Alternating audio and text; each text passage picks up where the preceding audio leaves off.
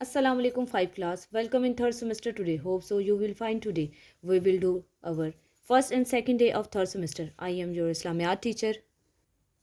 सबक रहमदिली रहमदिली अल्लाह की सिफ़त है, सिफ़त खूबी और जुल्म शैतान की, इसलिए अल्लाह ताला ने ज़ालिमों पर लानत भेजी है। यही वजह है कि रहमदिली की हमेशा जीत होती है और ज़ालिम का अंजाम बुरा होता है। रहमदिली का मतलब मेहरबान होना, नरमी से पेश आना, लोगों के साथ उसने सलूक करना, सुलह रहमी करना, रहम करना, दर्दमंदी तर्स खाना। रहमदिली के जज्बे की वजह से ही हम किसी दूसरे को मुश्किल में देखकर इसकी मदद करते हैं। सबक कफ़ायत शुआरी। कफ़ायत का मतलब है चीज़ों को ज़ाया ना करना, बिला ज़रूरत खर्च ना करना। शुआर का मतलब है तरीका, खर्च करने का ऐसा तरीका अपनाना जिसमें चीज़ें ज़ाया ना हो और बेजा खर्च ना किया जा रहा हो, कफ़ायत शुआरी कहलाता है।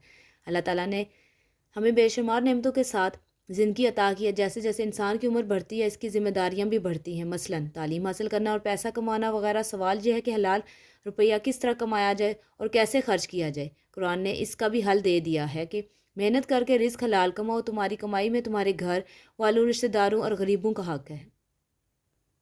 सबक इस्लामी अखुवत। अखुवत के मानी भाईचारा, इत्तेहाद और भाई बनाने के। इस्लामी अखुवत में हर रंग, नस्ल और कौम के लोग कलमा पढ़कर एक दूसरे के मुसलमान भाई बहन बन जाते हैं। इसी इस्लामी अखुवत के नतीजे में मुनज़्ज़म और मुत्तहिद मुस्लिम उम्मा वजूद में आती है। और दौर जहालियत के बाद जब इस्लाम की रोशनी फैलना शुरू हुई तो इस्लाम की राह में सबसे बड़ी रुकावट जहालत और अरबों का वहशीपन था, जिसकी वजह से पूरे अरब में किसी की जान, माल और इज़्ज़त और आबरू महफूज ना थी। मगर जब इस्लाम की रोशनी फैली तो हालात बिल्कुल बदल गए और वो लोग भी जो सिर्फ लूट मार, चोरी करना और लोगों को ठग लेने ही काम करते थे, कलमा पढ़कर आपस में भाई भाई बन गए और वो सारे बुरे काम तर्क कर दिए जो इस्लामी तालीमात के ख़िलाफ़ थे।